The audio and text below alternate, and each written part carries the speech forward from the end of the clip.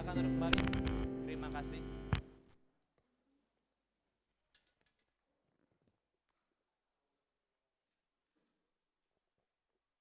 Baik, selamat pagi rekan sekalian. Ya, karena rata-rata anak muda, mungkin kita bisa agak-agak muda ngomong hari ini ya. Ya, oke. Bisa ditampilkan di slide mungkin teman media. Baik, yang ingin saya sampaikan pada hari ini adalah kita harus memperbaiki cara kita untuk fokus dalam satu hal. Bisa di next. Tahukah saudara sekalian bahwa waktu kita melayani, kita mendapatkan sesuatu yang lebih baik. Waktu kita mulai melayani, kita mendapatkan sesuatu yang lebih baik. Nah, saya ingin menceritakan dalam satu kitab Keluaran, next slide. Dalam kitab Keluaran ini adalah hak tentang budak Ibrani. Nah, pada waktu itu setiap budak itu akan melayani tuannya sekitar 7 tahun lamanya. Setelah 7 tahun itu berakhir, mereka harus dibebaskan. Nah, kalau kita baca bersama-sama, coba kita baca. Tetapi jika budak itu dengan sungguh-sungguh berkata, aku cinta kepada tuanku, kepada istriku dan kepada anak-anakku, aku tidak mau keluar sebagai orang merdeka. Maka haruslah tuannya itu membawanya menghadap Allah, lalu membawanya ke pintu atau ke tiang pintu, dan tuannya itu menusuk telinganya dengan penusuk, dan budak itu bekerja kepada tuannya untuk seumur hidup. Pada saat itu budak ini sudah diberikan kesempatan untuk bebas. Dia sudah diberikan waktu untuk dia bisa menikmati segala hal di luar. Enggak perlu lagi pagi-pagi kasih makan babi, ya kan? Enggak perlu lagi pagi-pagi buang sampah, udah enggak perlu. Mereka pada saat itu sudah sampai pada titik di mana mereka harus dibebaskan. Tapi tahukah saudara, karena budak itu mencintai tuannya, karena budak itu mencintai apa yang dia kerjakan bersama istri dan anaknya, dia memilih untuk apa? Untuk melayani tuannya seumur hidup. Next slide. Teman-teman yang saya kasihi, kita selalu salah memikirkan dalam sebuah anggota kegerejaan, kita ini seperti tamu hotel. Ya, kita tuh berpikir sebagai tamu hotel di tempat ini. Kita datang, sebutkan nama, mau kamar berapa Pak? Kamar A17 apa semua, kita tinggal tidur, pulang. Kebanyakan kita berpikir bahwa kita ini tamu di gereja ini. Tapi yang Tuhan mau apa? Yang Tuhan mau waktu kita masuk ke dalam gereja ini, mereka itu berpikir bahwa kita adalah sebuah anggota, bukan tamu. Sekarang saya mau bertanya, waktu anggota rumah, apakah anggota rumah disuruh tidur aja? Oh enggak, Juardo kasih makan babi kita dulu, gitu kali ya. Lepen, kenapa banyak betul keladi samping rumah ini, buang dulu. Biasanya kan seperti itu. Kita dikasih bagian dalam rumah itu untuk mengambil satu tugas. Kita diberikan kewenangan karena apa? Kita sebuah anggota, bukan tamu. Oke? Kemana arah fokus kita? Kemana arah fokus kita? Apakah di gereja ini kita sebagai tamu atau sebagai anggota? Itu dua hal yang berbeda. Next slide. Nah, saya ingin menceritakan satu hal yang hebat tentang melayani. Jadi saudara-saudara, dalam kisah menebus, Abraham Lincoln itu menunjukkan satu cerita yang hebat. Dia menebus satu budak, pada saat itu adalah budak kulit hitam. Kenapa orang kulit hitam itu dikucilkan di luar negeri? Ada yang tahu? Karena orang kulit hitam awalnya itu diperbudak oleh orang kulit putih. Jadi Abraham Lincoln ini berkata kepada satu budak, dia bilang, "Ibu, Anda saya tebus dan Anda bebas." Wah, itu tercengang dia. Kok ada yang aneh nih? Biasanya saya kalau ditebus itu tandanya saya dibeli. Saya tinggal pindah dari tuan A ke tuan B, karena si tuan B baru aja menebus. Tahukah saudara, Abraham Lincoln, Presiden Amerika itu bilang apa? Kamu saya tebus dan kamu bebas. Oke. Tapi ibu itu berkata apa? Dia bilang, "Tuan, saya tidak pernah menemui orang seperti ini, yang dia mau tebus saya mahal dan dia suruh saya bebas. Saya nggak pernah ketemu itu." Akhirnya ibu itu bilang, "Karena Anda telah menebus saya rela untuk meluangkan hidup saya hanya untuk melayani Anda seumur hidup saya." Nah teman-teman, kalau kita sekarang tahu fokus kita sekarang ditebus oleh Tuhan, kita bebas sebenarnya. Kita mau melakukan kejahatan, it's your choice. Kamu mau menjadi berkat buat anak-anak muda, mau jadi berkat di perskumpulan, itu terserah Anda. Tuhan sudah menebus Anda untuk apa? Merdeka, betul ya Pak Kafung ya? Untuk merdeka. Nah tapi ada satu fokus yang salah dalam kehidupan kita. Kita belajar dalam satu hal, yang pertama adalah melayani pemimpin. Dalam Filipi pasal 2 ayat 22 mengatakan, kamu tahu bahwa kesetiaannya telah teruji dan bahwa ia telah menolong aku dalam pelayanan Injil sama seperti seorang anak menolong bapaknya. Nah, rekan sekalian, Timotius itu sampai dikatakan sebagai seorang anak dalam pelayanan Paulus. Kenapa dia? Dia itu memberikan setiap waktunya itu untuk melayani Paulus. Padahal Paulus ini bukan anak angkat padahal Timotius ini bukan anak angkat dari Paulus. Tapi saking dia mencintai pelayanan itu bersama dengan Paulus, dia suka dengan visi yang apa Paulus miliki. Dia melayani Paulus sama seperti dia melayani siapa? Orang tuanya. Nah, rekan sekalian, yang saya ingin pelajari dari sini adalah kita harus setia dalam melayani. Dalam melayani pemimpin mungkin kita akan melihat contoh besar, mungkin contoh seperti Yosua melayani siapa? Musa. Ya, itu pemimpin hebat. Yosua melayani Musa. Lalu siapa lagi? Elisa melayani Elia, ya. Dan yang terakhir siapa coba? Daud melayani Saul. Nah, dalam kita melayani pemimpin, saudara-saudara, kita nggak bisa mengacukan, tidak bisa meninggalkan bahwa kita akan menemukan seorang pemimpin yang sepertinya dia tidak layak untuk dilayani. Benar? Kita akan ketemukan seorang pemimpin yang sepertinya, kok sayanya orang ini gini banget sih? Udah dikasih ini, masih aja menyela. Siapakah itu? Waktu Saul melayani siapa? Daud melayani Saul. Waktu kita didera dengan sebuah problem dalam melayani pemimpin, tahukah saudara, itu adalah tujuan Tuhan untuk membuat Anda menjadi lebih baik lagi. Gara-gara Daud rela untuk melayani Saul. Dia rela waktu si Saul ini cari kesempatan untuk membunuh Daud. Daud ini sudah punya kesempatan bunuh, dia mengelak. Daud ini sudah punya kesempatan untuk membuat si Saul ini mati di tempat, dia malah bilang, coba lihat kesetiaanku. Aku tidak bunuh kamu kan Tuhan. Pernahkah kita saudara-saudara melewati suatu perkara yang besar dalam melayani dalam gereja, atau bertemu dalam satu persekutuan, atau mungkin dalam sebuah bidang pekerjaan, kita menemukan tipe orang seperti ini. Tapi yang saya diingatkan dari kisah daripada Daud adalah, Daud meskipun punya kesempatan untuk mengalahkan Saul, dia tidak pernah bertindak apapun. Tuhan pakai cara itu untuk membenahi kita menjadi pemimpin yang hebat. Nah, apa fokus yang kita harus ambil dari melayani pemimpin? Kalau Anda melayani orang dengan cara yang baik, itu akan menjadi cara yang dipakai oleh pengikut Anda untuk melayani Anda ke depan. Ingat itu baik. Waktu Anda melayani Tuhan Anda di pekerjaan, itu akan menjadi cara bagaimana orang nantinya mengikuti Anda, itu akan dipakai untuk melayani Anda. Oke? Jadi inilah poin yang pertama, dan kita harus fokus pada hal yang baik, yaitu cara yang kita pakai untuk melayani akan ditiru oleh pengikut kita. Poin yang kedua.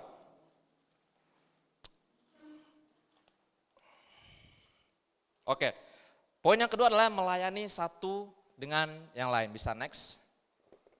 Baik, dalam Galatia pasal 5 ayat 13 mengatakan, saudara-saudara, memang kamu telah dipanggil untuk merdeka, tetapi janganlah kamu mempergunakan kemerdekaan itu sebagai kesempatan untuk kehidupan dalam dosa, melainkan melayanilah seorang akan yang lain oleh kasih. Melayani dengan kasih dikatakan dalam hal ini. Nah, Tuhan sebenarnya fokus kepada satu konsep pelayanan yang itu adalah kasih. Tahukah teman, waktu Yesus membasuh kaki-kaki murid-muridnya, dia tahu salah satu orang itu akan mengkhianati dia. Tapi dia tetap membasuh kakinya siapa? Si Yudas. Dia melatih kita tuh untuk melayani dengan kasih, bukan ego. Bukan apa nanti yang saya dapat dari orang ini ya. Kalau saya buat ini kira-kira saya dapat profit apa dari orang ini? Enggak. Kita disuruh melayani dengan kasih. Nah, dari pengajaran ini teman-teman, kita mendapatkan satu pelajaran penting dalam sebuah kepemimpinan, dalam sebuah organisasi. Apa sih benefitnya daripada mainan kasih? Dalam survei di Amerika melakukan 95% bahwa pelanggan itu akan tetap kepada perusahaan itu. Karena apa? Karena dia dilayani dengan baik. Perusahaan itu bisa bertahan bukan karena kehebatan perusahaannya, tapi karena dia bisa memberikan pelayanan yang terbaik. Meskipun perusahaan itu mengambil admin sekitar 5% daripada penjualan. Tapi apa anehnya? Ketika pelanggan melihat perusahaan ini melayani dengan baik, dia nggak akan pikir 5% itu. Dia nggak bakal berat untuk membayar lebih banyak agar dia bisa dilayani dengan baik. Nah, ketika Anda melayani dengan baik teman-teman sekalian, Anda itu akan mendapatkan orang yang benar-benar loyal kepada Anda meskipun kondisi perusahaan Anda pada saat itu sedang terlilit hutang banyak untuk memberikan pelayanan yang baik. Tenang, percaya bahwa pelanggan-pelanggan Anda akan tetap kembali. Bahwa orang-orang sekitar Anda, teman-teman yang dipakai untuk pelayanan, meskipun kondisi pada saat itu, mungkin contoh ya, ini belum latihan, ini WL belum kasih lagu, tapi karena Kak Kavung ini baik, karena Kak Kavung ini setia, enggak apa-apa, bisa aja kita tangani. Orang akan menjadi easy going sama kita. Ya, orang akan tetap bertahan sama kita meskipun pada saat itu kondisinya tidak baik.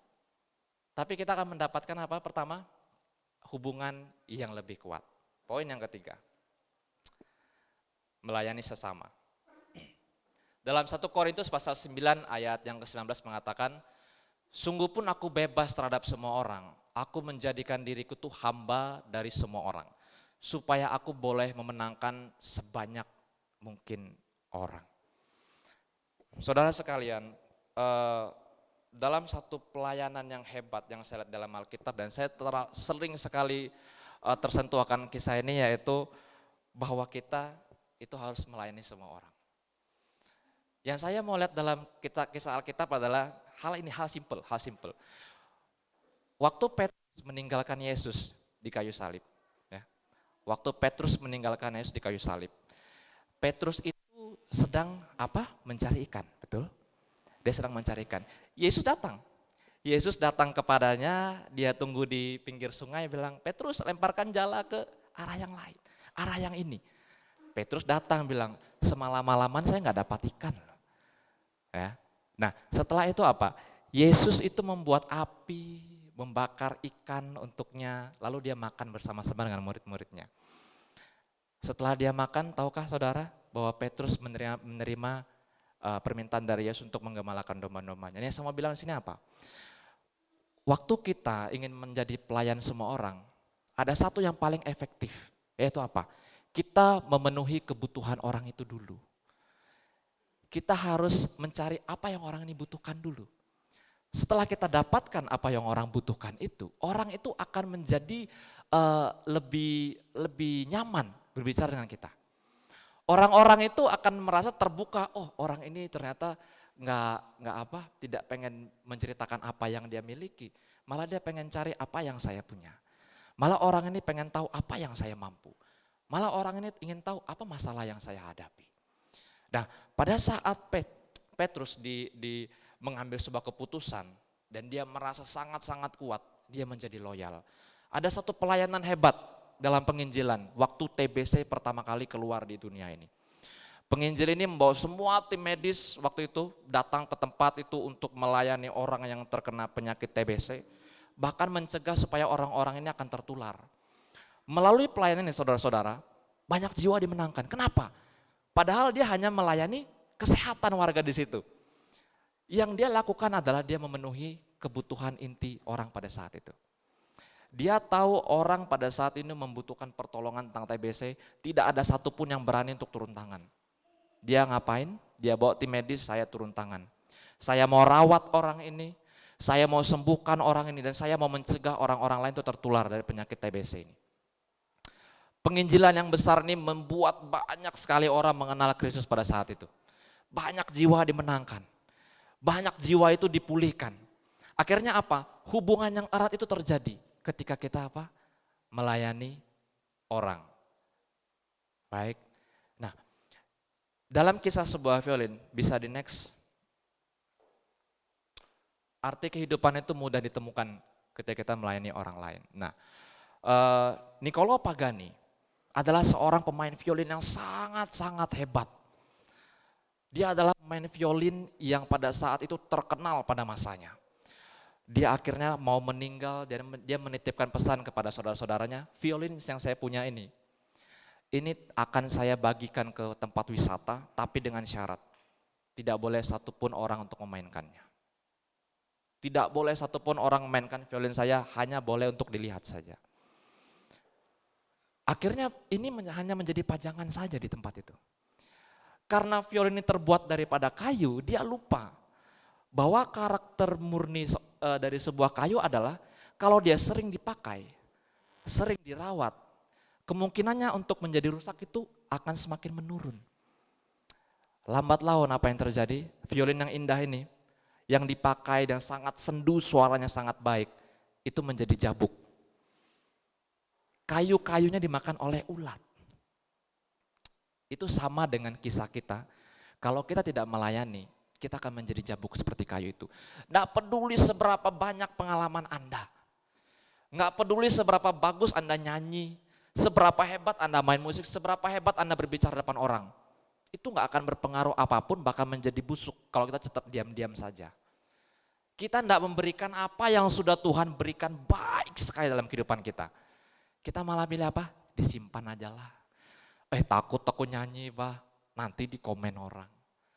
Takut aku nanti kalau misalnya bawa pro presenter terlambat nanti liriknya pindah, hashtag kode.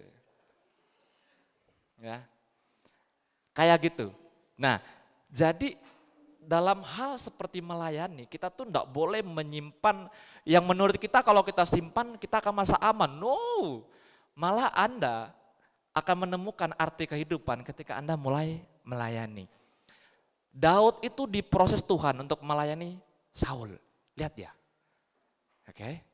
Jangan pernah lupakan konsep ini teman-teman. Nah, saya ingin tutup dengan satu kisah bahwa kayu yang busuk tadi, violin yang busuk tadi adalah diri saya yang dulu. Saya dulunya adalah orang yang mungkin bisa dibilang memainkan musik sudah cukup lama. Sudah bermain dengan orang-orang yang baik, tapi apa yang saya lakukan? Saya bilang, aduh Pak Pendeta sorry, saya ada kegiatan, padahal saya pergi nonton bioskop itu. Aduh Pak Pendeta minta maaf, ini jadwal pelayanan saya bertabrakan dengan meeting kerjaan, padahal ketemu teman. Saya memilih untuk tidak melayani Tuhan dan menggunakan kebebasan saya untuk bersenang-senang. Akhirnya apa? Kebebasan yang saya pakai buat saya jatuh dengan penyakit yang tidak pernah bisa sembuh kata dokter. Kondisi jarak pandang saya pada saat itu adalah 5 meter. Jarak pandang saya 5 meter, saya sedang mengurus skripsi. Saya bingung, mau kemana ini Tuhan hidup ini. Saya akhirnya memaksa diri saya untuk mengikut kelas bimbingan. Waktu itu kelas itu belum punya lift dan saya harus naik tangga. Tahukah saudara, di tangga pertama saya telepon mama, saya pengen berhenti kuliah. Kenapa? Saya nggak sanggup. Sendi saya tidak bisa bergerak. Saya sambil turun tangga, saya nangis, saya telepon mama, saya pengen pulang.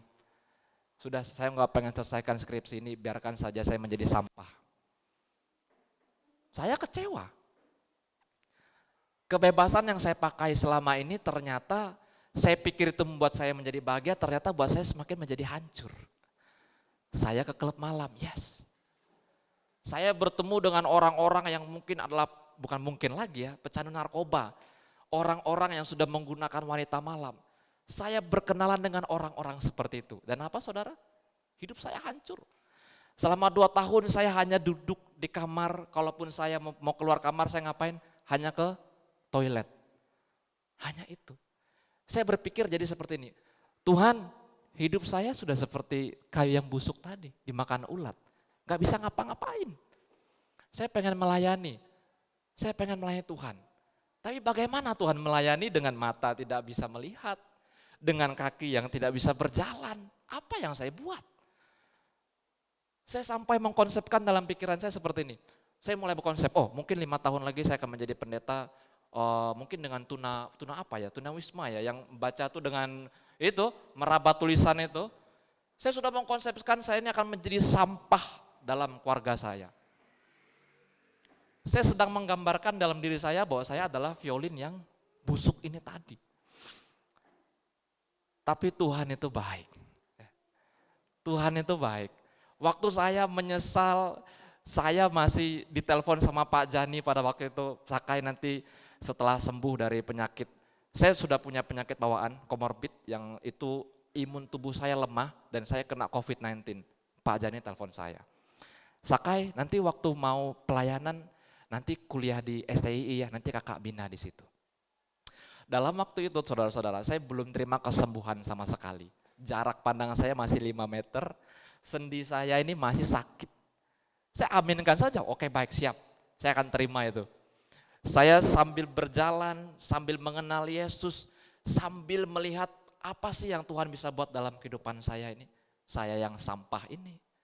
Saya yang awalnya dibanggakan oleh orang tua, dikuliahkan di kampus yang terbaik, dihargai oleh perusahaan Maserati Ferrari karena desain mobil saya. Saya mau jadi apa? Mata saya rusak. Percuma itu label daripada Ferrari itu nempel di desain saya bilang ini keren. Kamu S2, kamu ke Jerman, setelah itu kami terima di Italia. No, nggak ada guna. Gaji yang tadi saya pikirkan di janji Ferrari itu 0,01% setiap penjualan mobil, itu nggak saya dapatkan. 0,1% dari satu mobil berapa tuh yang 50 miliar itu ya. Segitu teman-teman. Saya sudah bangga sekali dengan kehidupan saya tunjukkan nih Pak sertifikat dari Ferrari. Nih. Saya mau jadi apa? Mata saya seperti keadaan 5 meter. Saya mau main musik, saya udah nggak bisa. Kenapa? Sendi saya sakit. Nah pada saat itu saya pikir saya sudah sampah, nggak ada guna. Saya mau melayani, mau ngapain coba ya? Kalau misalnya violin rusak tadi, sudah jabuk itu bisa dimainkan tidak? Bisa dimainkan? Tidak bisa. Tapi itu tadi, ketika saya bertemu dengan Pak Jani, saya dilawat Tuhan, saya disembuhkan dari penyakit saya. Waktu saya bertemu dengan Mas Den bilang, Mas Den, saya selalu berpikir bahwa saya akan mati kena serangan jantung. Mas Den tunjukkan tentang kasih karunia, bahwa ketakutan itu tidak ada. Tuhan tidak menciptakan kamu, Tuhan tidak membawa kamu sejauh ini untuk meninggalkan kamu. Saya akhirnya bebas dari segala obat-obatan sudah 6 bulan ini. Kondisi mata saya tidak pernah lagi mengalami hal yang jahat. Saya bisa melihat jelas ada Kevin, ada Riko, ada Anggi. Saya bisa membaca teks yang sekecil dalam kertas ini yang dulunya saya harus pakai teman untuk melihat. Kalau misalnya teman sekarang melihat bahwa kehidupan kita sekalian itu bisa menjadi rusak kalau kita nggak melayani, coba sekarang teman-teman pikirkan kembali. Bisa next, Riko? Time is short. Time is short. Tidak ada satu orang pun di dunia ini yang bisa membuat waktu itu berjalan lebih lambat saja, nggak ada yang bisa. Rasanya itu baru aja kemarin kita ini lulus dari SMP. Baru aja kemarin kita ini lulus dari SMA. Sekarang sudah begini. Ya Mas Den ya? Sekarang sudah begini. Sepertinya baru saja kemarin. Lalu bagaimana cara kita untuk mengatasi waktu yang tidak bisa kita perbanyak, tidak bisa kita kurangi. Kita hanya bisa membuat waktu itu lebih berarti. Waktu yang berarti itu bisa kita dapati dengan cara apa? Kita melayani banyak orang, kita akan mulai mendapatkan yang terbaik. Itu dari saya undang untuk WL Singer dan Pemain Musik untuk maju ke depan. Kita sama-sama melihat bahwa kesempatan yang Tuhan berikan pada saat ini. Waktu yang singkat, yang sepertinya baru saja kemarin kita lewati. Bagaimana cara kita untuk bisa merasakan waktu ini lebih baik lagi? Bagaimana caranya kita ini tidak merasakan kok sepertinya baru kemarin saya ini lulus. Kok sepertinya baru kemarin saya ini ketemu sama teman ini, dia udah pergi. Baru saja kemarin saya salaman sama nenek saya, nenek saya sudah pergi. You know what? Menjadi anggota itu bukan tamu. Kita anggota. Yang namanya anggota seperti dalam rumah, Kai tolong coba cuci piring. Ya.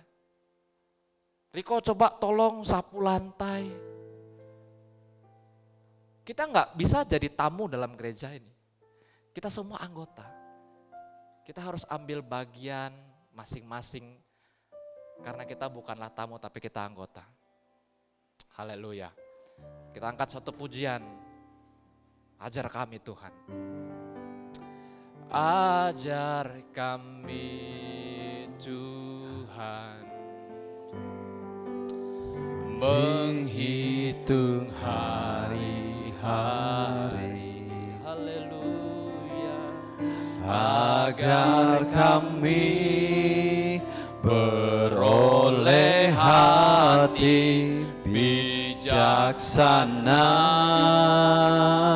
Ajar kami Tuhan. Ajar kami Bapa hidup dalam jalan-Mu, agar semua rencana-Mu digenapi. Ajar kami Tuhan, ajar kami Tuhan. Ajar kami Tuhan menghitung hari-hari, agar kami beroleh hati bijaksana.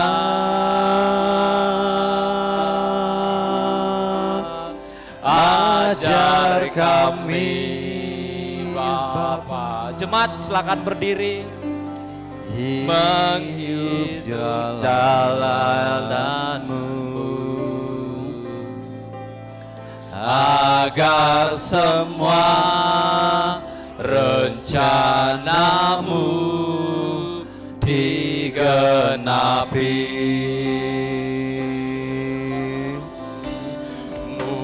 Mulialah nama-Mu Tuhan, ajar jalan-Mu,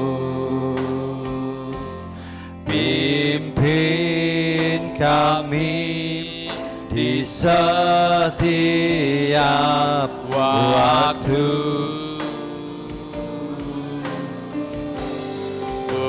Besar setiamu Tuhan,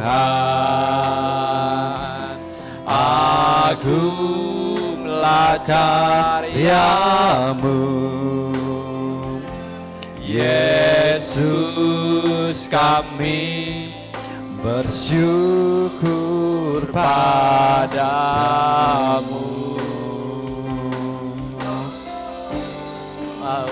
Mulialah nama-Mu Tuhan,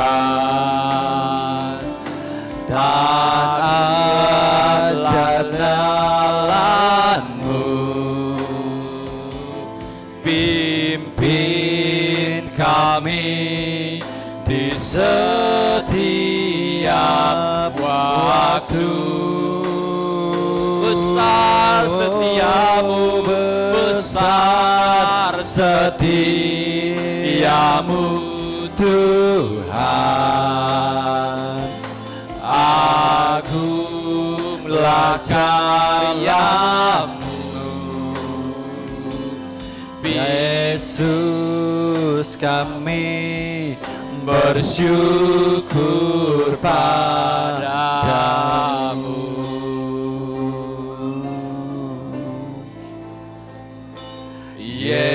Yesus, kami bersyukur padamu.